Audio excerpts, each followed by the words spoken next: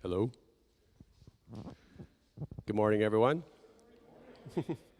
Hope you all had a nice Thanksgiving. I'm Rod Kempkes, a member of the Board of Trustees. A few announcements. So this afternoon at 3 o'clock, Archer Phillip will be leading a hike with Christina Wolf, is that her last name? Christina Wolf, at Gasm Lake, meeting at the Marshall Road trailhead. That's the one that's just near the dump. But yeah, if you've never been on a hike with Christina, she is awesome. She works at Islandwood, and she's a naturalist, and she just knows a ton of things. You will definitely learn something, and she's very funny, and you'll have a great time. So hopefully everyone can join us for that. The other announcement is next Sunday we will not be meeting here, but we will be meeting at the Suquamish Museum. We'll be having a tour and a discussion about indigenous life. So that's all for this morning, and welcome.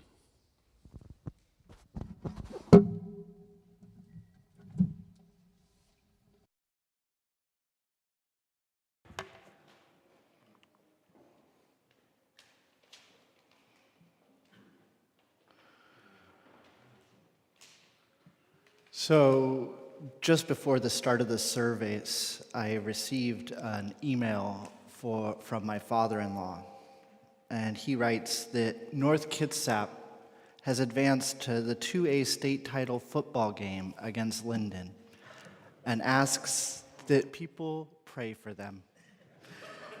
This is a running joke among my family because I am notorious for telling my sports journalist father-in-law that I don't pray for sports teams.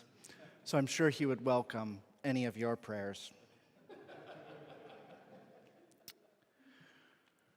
44 years ago today, San Francisco City Council member and gay activist Harvey Milk was assassinated. I'm not. Hang on a second.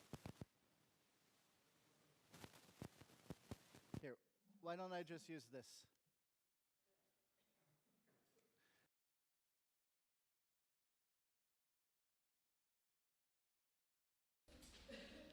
Hello, there we go. 44 years ago today, San Francisco City Council member and gay activist Harvey Milk was assassinated.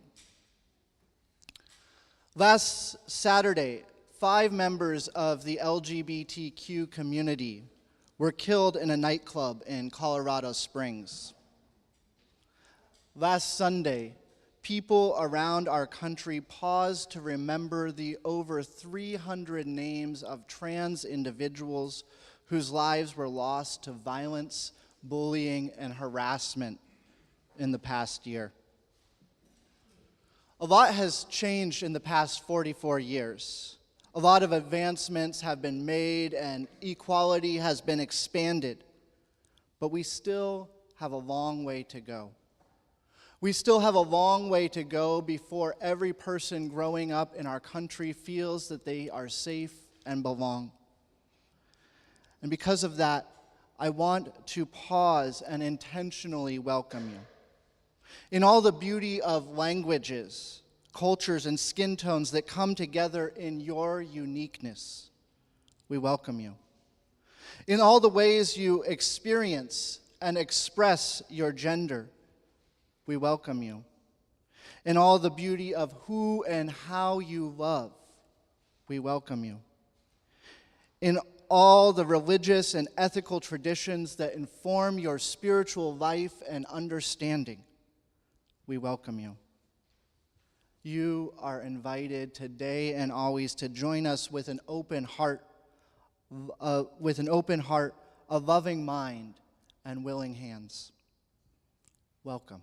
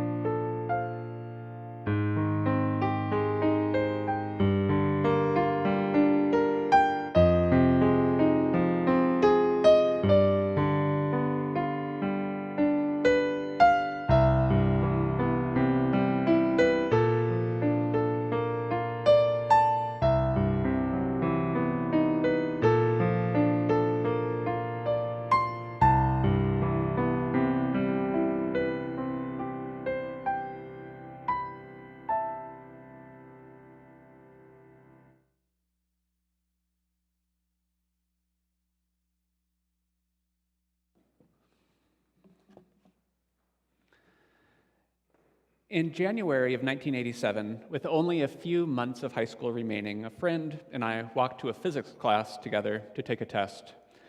This friend, Eric, had studied for the test, and I had not. A few days later, we discovered our grades. I had received an A, and he had not. Clearly, there is no way in which this could be considered fair. And so, at an intellectual level, I understood what was happening next. Eric expressed his frustration by calling me names and insulting me. I was a nerd or a dork or something.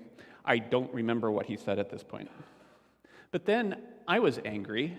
Why should I receive this treatment for doing something well? I certainly never received compliments or praise for all of the things that I did very poorly. And so it was out of this anger that I began to give him the silent treatment. I started spending most of my time with other friends, and on the occasions when he and I would be in the same place, I would simply ignore him. In fact, I never spoke to him again. I don't remember him having other friends, and I believe he spent the last 5 months of that school year, our senior year, alone. It was 12 or 13 years later. I awoke at 3 a.m., unable to sleep, and found myself thinking about Eric. Then I had an epiphany. I had done a horrible and mean thing. My friend had expressed frustration, and I had abandoned him. Now, if you're wondering how it possibly could have taken this long, 12 or 13 years, to recognize that I had done a mean and horrible thing, well, yeah, I don't get it either. Now I ask myself, what can I do to make up for what I have done? And the only answer that I come up with is nothing. So much time has passed. Eric would certainly have gone on with his life. How could I ask him to forgive me when I was never even able to forgive myself? Sometimes it seems like there can be no justice. I dedicate the lighting of our flaming chalice to our second principle: justice, equity, and compassion in human relations. Please join with me in repeating our affirmation, as printed in your order of service.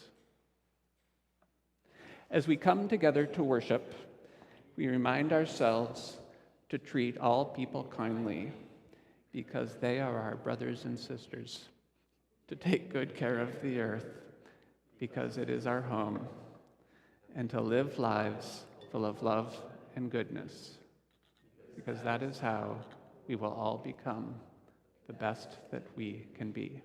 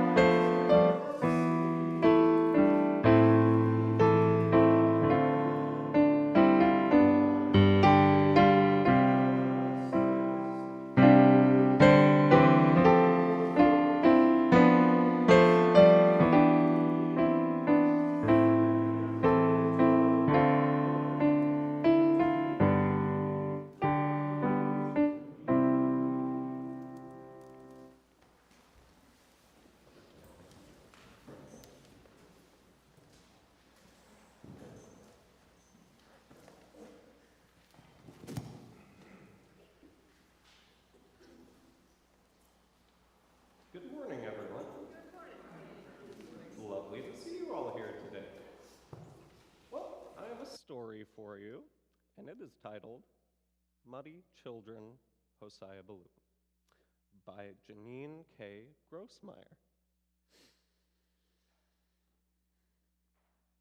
Over 200 years ago, in a small house in a small town, on the edge of a forest of very big trees in the state of New Hampshire, there lived a small boy. His name was Hosea Ballou. Hosea, just like other children, liked to learn and do new things. He was always asking questions about what and why and how. And just like other children, Hosea liked to play. He liked to play hide and seek with his 9 older brothers and sisters. He liked to play word games inside when it was rainy. And he liked to play tag outside when it was sunny. In the winter, he liked to jump in snowdrifts. In the summer, he liked to jump into the creek. In the fall, he liked to jump into leaf piles. And in the spring,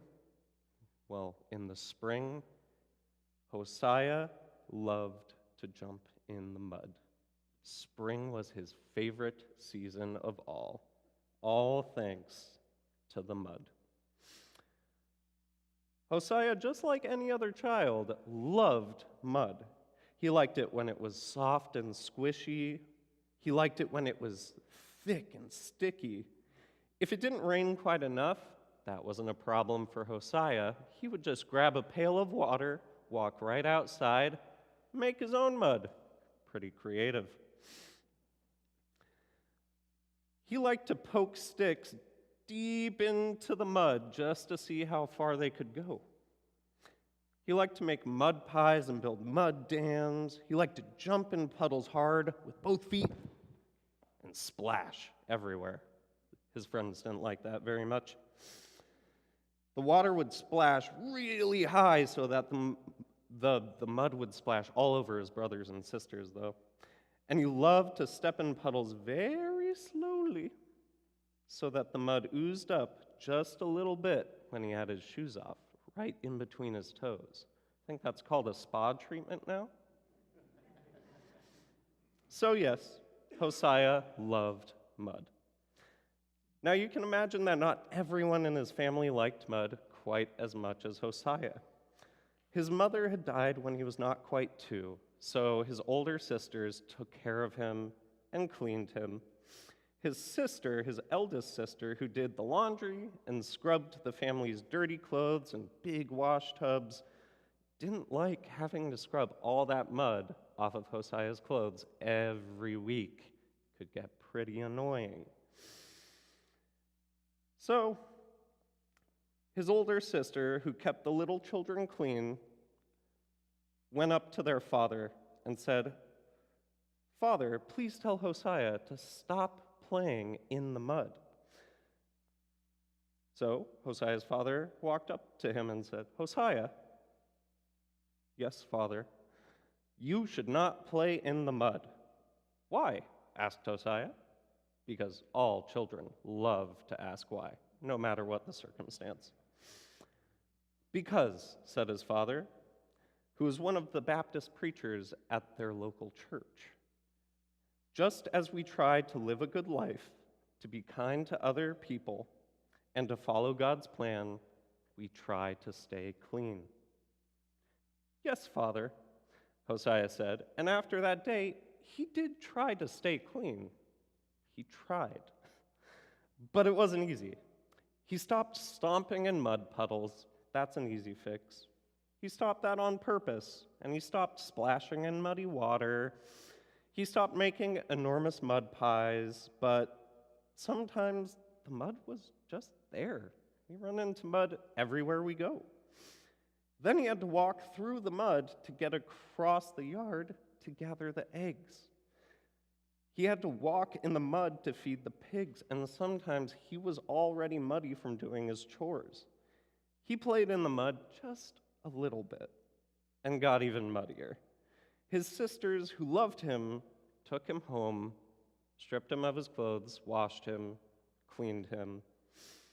But Hosea's sisters went to their father again and said, "Father, please tell Hosea to stop playing in the mud." "Hosea," his father said sternly, "you must not play in the mud." "Yes, Father," Hosea said. He was sad because he had truly tried not to get muddy most of the time. "Are you very angry with me, Father?" "I am disappointed in you, Hosea, and I'm a little angry with you." Hosea hung his head and kicked at the dirt with his toes, and he dared to look up just to ask, "Do you still love me?" "Hosea," said his father, and his father didn't sound stern anymore. "I will always love you, Hosea, no matter what you do. Even if I get muddy again? Yes. Even if I get really, really muddy? Yes. Even if I get mud all the way up to my eyebrows, between my fingers, toes, and my hair?" "Even then," his father said with a smile. Then he added, very stern again, "But remember, Hosea, you must try to stay clean." "I'll remember, and I'll try," Hosea promised, and he did. He stayed clean most of the time anyway. As he grew up, he stopped liking mud quite so much, as we all do, I hope. But he still liked to ask questions about what and why and how. "Father," Hosea asked when he was a teenager, "how can it be that our church believes that God will only let 1 in 1,000 people into heaven, even if many of those people lead good lives?" His father didn't have an answer to that question. "Father," Hosea asked, "if I had the power to create a living creature, and if I knew that creature would have a miserable life, suffer and die, and then go to hell and be miserable forever, and I went ahead and created it anyway, does that make me good or bad? Would that be a good thing or a bad thing?" His father didn't have an answer for that question. Hosea had to find his own answers.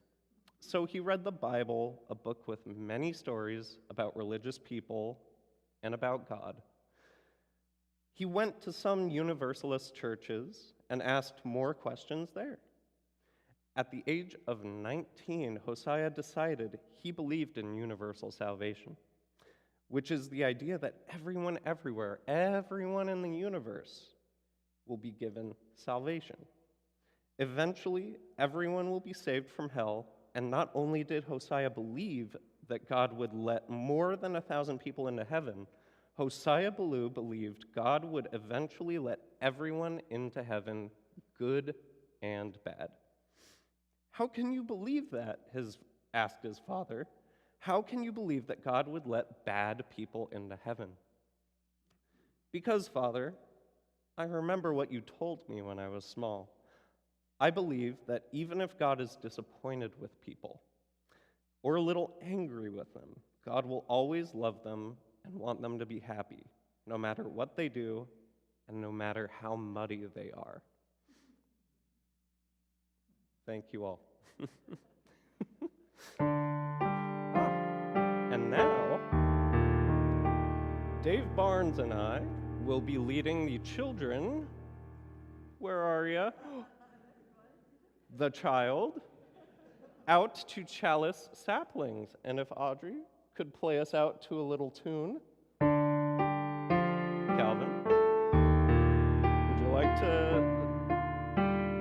leave? We're going to Chalice Saplings.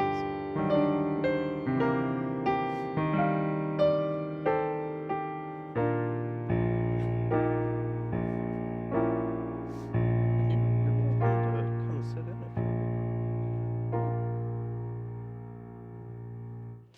That is if you like singing.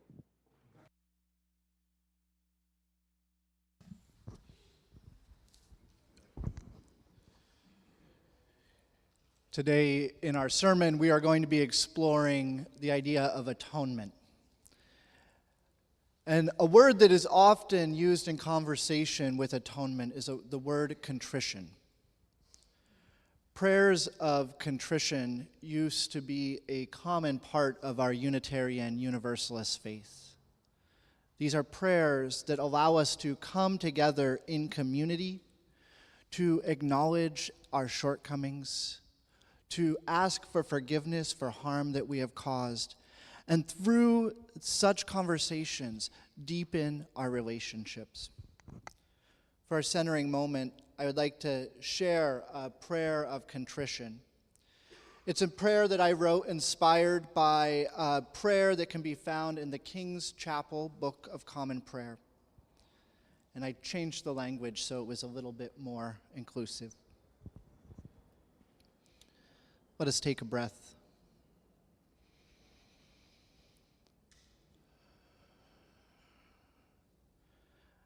God of many names, Spirit of mystery and wonder unseen, we come into this moment with hope that we might be filled with understanding, compassion, and love, and that we might be moved to more fully embody those things, the values and principles that we hold most firmly at the center of our being.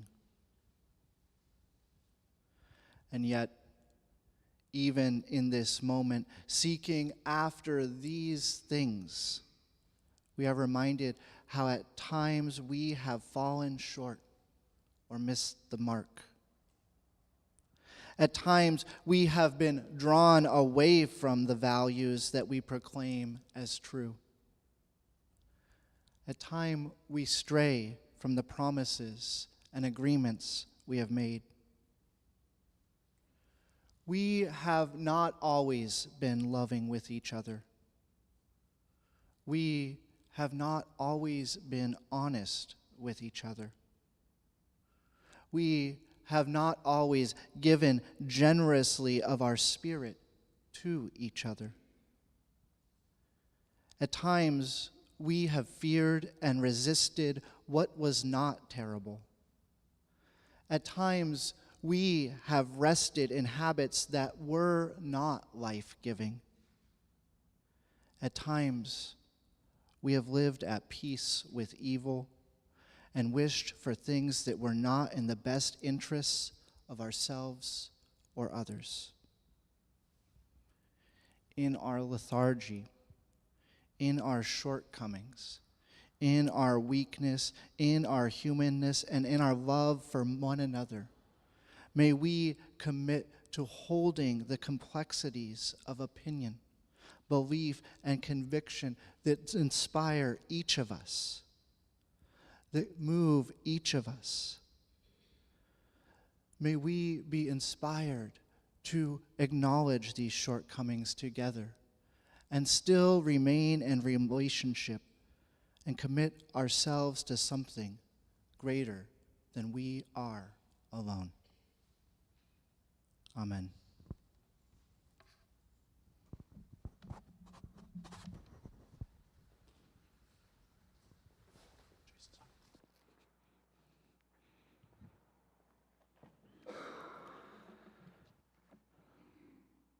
On many Sundays, we set aside some time for the sharing of joys and sorrows. If you have a joy or a sorrow that you would like to share, then come forward and state your name, and in a few brief sentences, share your joy or sorrow. Place a stone in the bowl to express a sorrow so that we may all share your burden. Or pour a little water in the bowl so that we may all be buoyed up by your joy. Remember that this part of the service is neither live streamed nor recorded.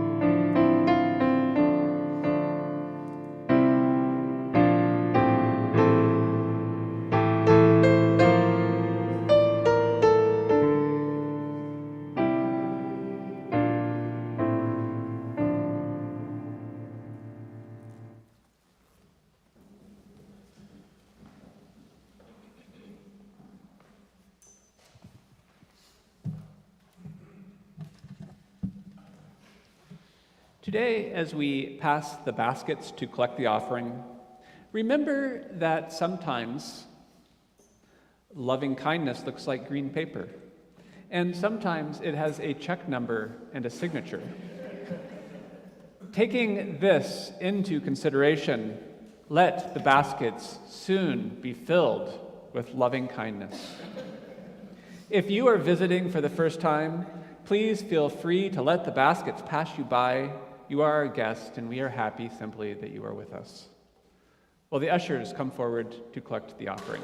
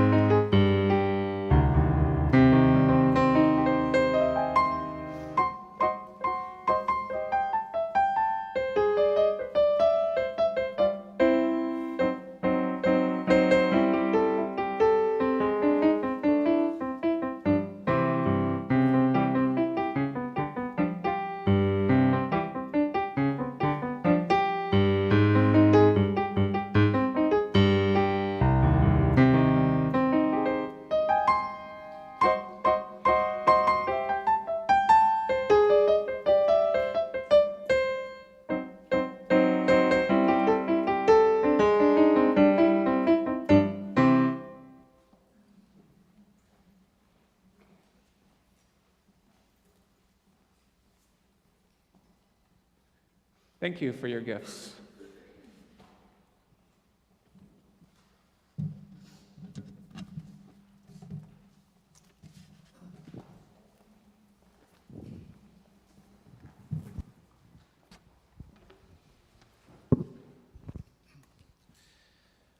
I was angry with my friend. I told my wrath did end. I was angry with my foe. I told it not, my wrath did grow. And I watered it in fears, night and morning with tears, and I sunned it with smiles and soft, deceitful wiles. And it grew both day and night, till it bore an apple bright. And my foe beheld it shine, and he knew that it was mine, and into my garden stole, when the night had veiled the pole. And in the morning, glad I see my foe outstretched beneath the tree. In this poem, The Poison Tree, William Blake explores the theme of revenge. It's a poem in which the speaker is first wronged by their friend. But in this case, they speak their piece and restore right relationship. I was angry with my friend. I told my wrath did end. Following this first disagreement, the speaker is wronged by someone they have named as their foe. They don't share this wrong with their foe. But from there, the speaker decides to commit to the long game of revenge. I was angry with my foe. I told it not. My wrath did grow. They plant a tree and tend to it. They watch it grow and set their trap, knowing that the fruit this tree will bear is poison. At last, they have their revenge, when in the morning light they see their foe outstretched beneath the tree. The speaker got their revenge. In the end, they vanquished their foe. But to what avail? Who wants to live in that world? Who wants to live in a world where disagreement are met by the long game plots of revenge? Who wants to live in a world where we're so afraid of telling someone that we got hurt that we commit ourselves, our time, and our energy to destroying another? Who wants to live in a world where saying, "I'm sorry, I hurt you," is so scary that we name each other as foes? Who wants to live in that world? Being honest and upfront with each other is a really hard thing. It's perhaps one of the hardest things that we can do. It's hard with people that we love and that we're close with, and it's hard with people that we struggle with. And yet, there is something about being honest in these hard moments and saying how we truly feel that is liberating. It is freeing. Freedom begets freedom. My liberation is bound up in your liberation. In the first conflict we encounter in Blake's poem, the telling of the wrath quells the anger. The disclosure causes the anxiety felt to subside. The tension relents. I was angry with my friend. I told my wrath did end. Something hurt or upset me, and I let you know, and in sharing was able to let it go. Freedom begets freedom. It reminds me a little bit of times in my life when I've had indigestion. Personally, I'm an Alka-Seltzer guy. So when I get that feeling in my belly, I plop, plop, fizz, fizz. Oh, what a relief it is. The tension relents. Like speaking the truth, Alka-Seltzer causes my nausea and indigestion, the anxiety in my stomach to subside. I was angry with my friend. I told my wrath did end. The telling is a balm. The disclosure is the neutralizing agent. It's through disclosure that an opening is made, and we are invited into a relational process. Such a process, when mutually entered into, deepens relationships and allows our previous hurts and disagreements and misunderstandings to be set aside. Not forgotten, but this disclosure allows us to move forward. Thinking of this dynamic, I am reminded of another poem that I love. It's a poem that I've shared with you all, and if you've met with me in my office, I've likely shared it with you there, and to be honest, I will likely share it again in the future, because frankly, it's a poem that I absolutely love. It reads, "We make ourselves a place apart, behind light words that tease and flout, but oh, the agitated heart, till someone really find us out. 'Tis pity if the case require, or so we say, that in the end we speak the literal to inspire the understanding of a friend. But so with all from babes that play at hide and seek to God afar, so all who hide too well away must speak and tell us where they are." Like William Blake's poem, The Poison Tree, Robert Frost's poem titled Revelation highlights the agitation and anxiety that we feel when we make ourselves a place apart. Oh, the agitated heart, he writes. Oh, the agitated heart when we don't share the wrath that we have, when we hide things, when we let ourselves sit in moments of dishonesty with ourselves or to each other. It's in such a space of undisclosed tension that we create a breeding ground for anxiety and resentment. I was angry with my friend. I told my wrath did end. I was angry with my foe. I told it not, my wrath did grow. I believe that disclosure, honesty, and vulnerability are the keys to understanding each other. It is through openness that we come into a deeper sense of community and belonging and learn to set aside our anxieties and wrath and be together.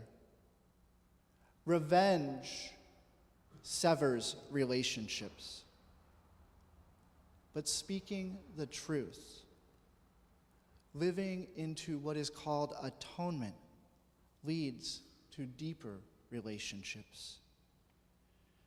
We need moments of truthful and authentic relationship to stop severing the ties that bind us together. We need to speak those things when we are hurt. Over the past 50 years, our liberal faith has lost something. And this isn't just me saying this is an observation that has been made by many of my colleagues. And I think the thing that we have lost is a crucial piece to navigating the complex times that we find ourselves in. A few Sundays ago, I spoke about being in the postmodern age. Postmodernism is the view that we have lost a master narrative, and that all previously held assumptions about life, society, and what any of this means are now called into question. Meaning is up to us to create. And the choice is between making meaning alone or constructing it with others.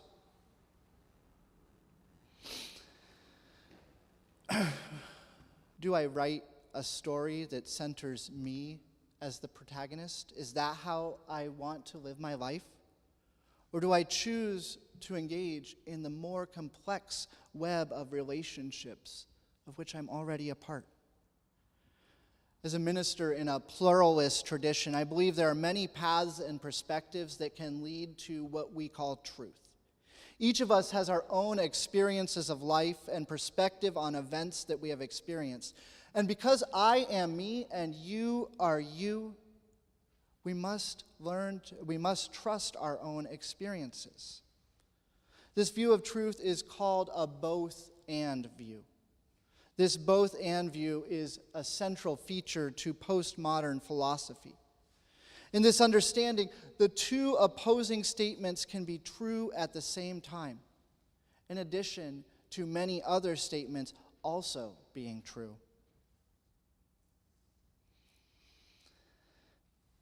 I experience things in one way.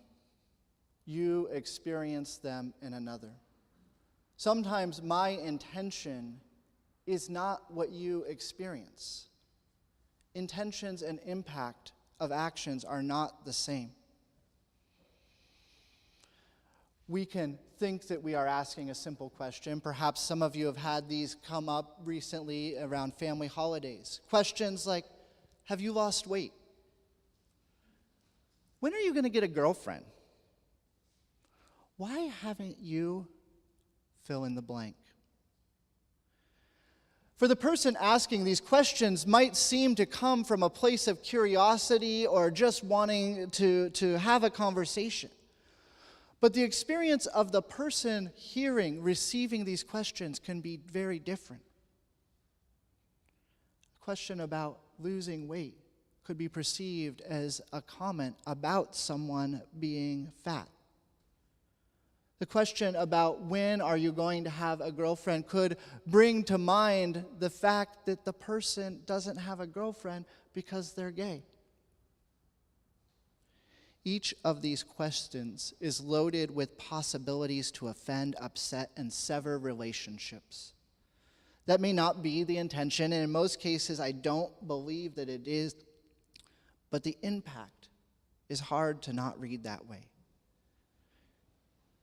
Your intention is not the same as impact. Thinking about all of this and thinking about what we have lost in the shift from the modern period to the postmodern period, I think the thing that we have lost is our ability to navigate such situations. In the transition between ages, we have lost the ability to say, I am hurt, I am sorry, please forgive me. There's something we have forgotten as we have moved into the depths of postmodernism, something crucial to holding us together. I think we have forgotten that our intentions do not have a one-to-one correlation with impact. We tell ourselves one story, but the people around us tell another story, and they are both true. This is the both-and perspective. Scholars like Joseph Campbell assert a need to reestablish a master narrative as a society. The problematic question then is, who gets to set this narrative? Who gets to decide what the story that we tell is? We have seen what happens when one group tries to set the narrative over another group. Racism, transphobia, homophobia, misogyny, all follow. It's unlikely that we will ever get back to a single unifying narrative, a single unifying story. And frankly, I fear the repercussions of such a story are something I don't really want to live with. How many people would be erased in the establishment of a master narrative? How many people would be sacrificed for a story that would unite us? Instead of seeking after a unifying story, I feel we would be better to seek and hold the complexities, acknowledge there is a series of competing and parallel stories, all of which are true.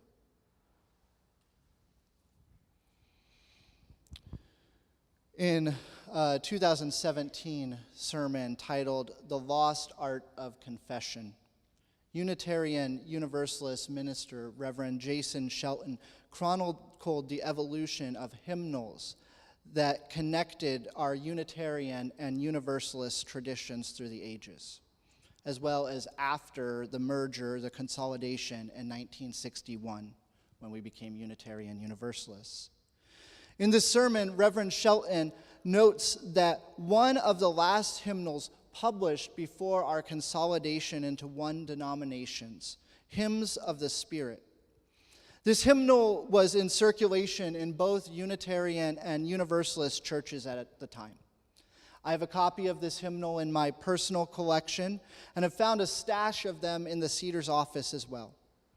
This was the hymnal that was in use in our churches until 1964, and was likely the very first hymnal that this congregation used when it organized.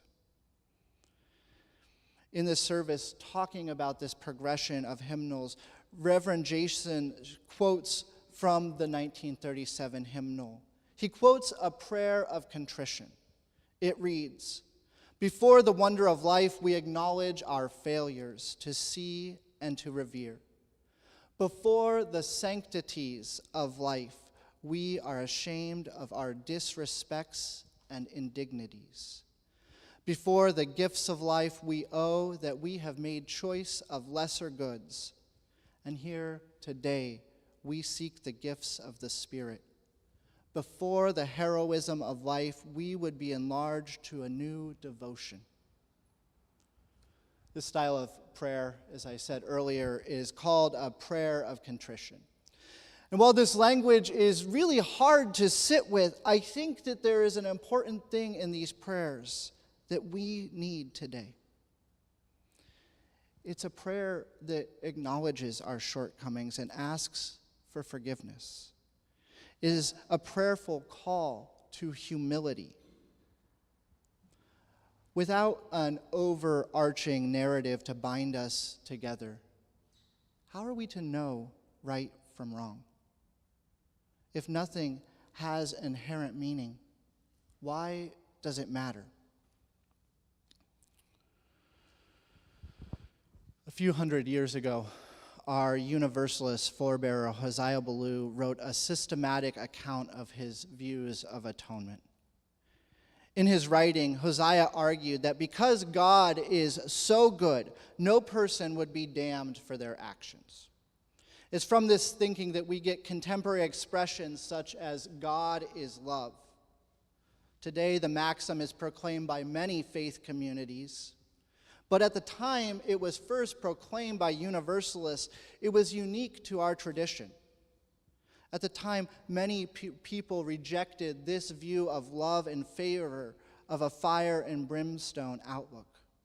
For them, this view of atonement, this idea that we all could be reconciled, just let people off the hook. It let people off the hook for their sins, for their wrongdoings, or at least that's how they interpreted it. Despite how many interpreted this view of atonement, Ballou said it wasn't that simple. Sure, he believed that each of us would ultimately end up in the same place.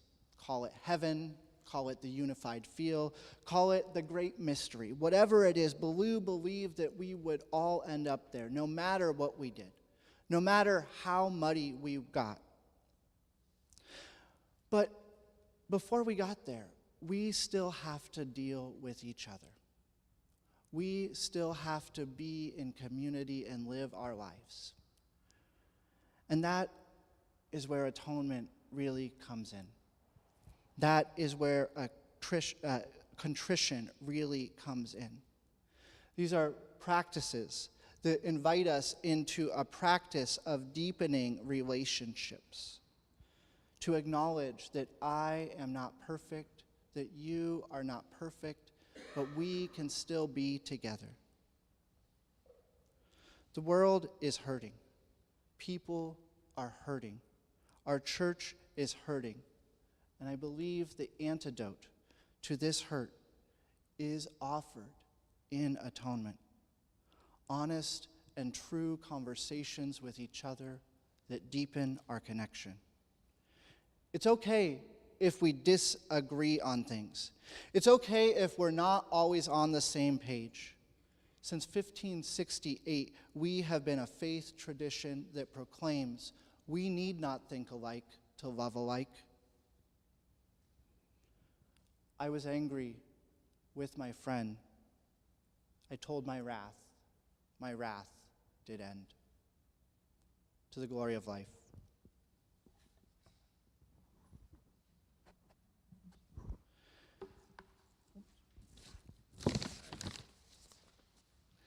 I would now like to invite us to rise as you are willing and able, to don your masks as we prepare to sing our closing hymn of the morning, hymn number 325, Love Makes a Bridge. And I'll let Johanna lead us.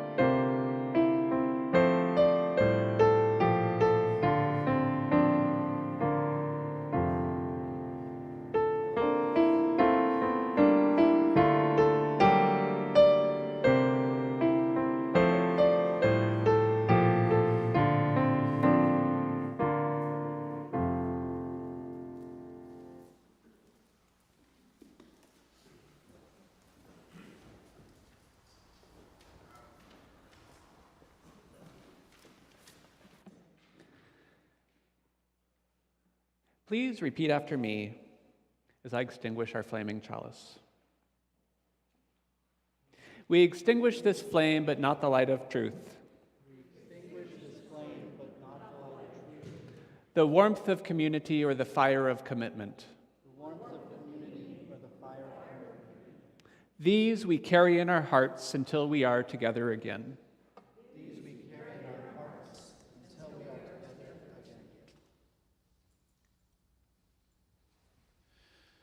Our service has ended, but our service to the world and one another begins anew.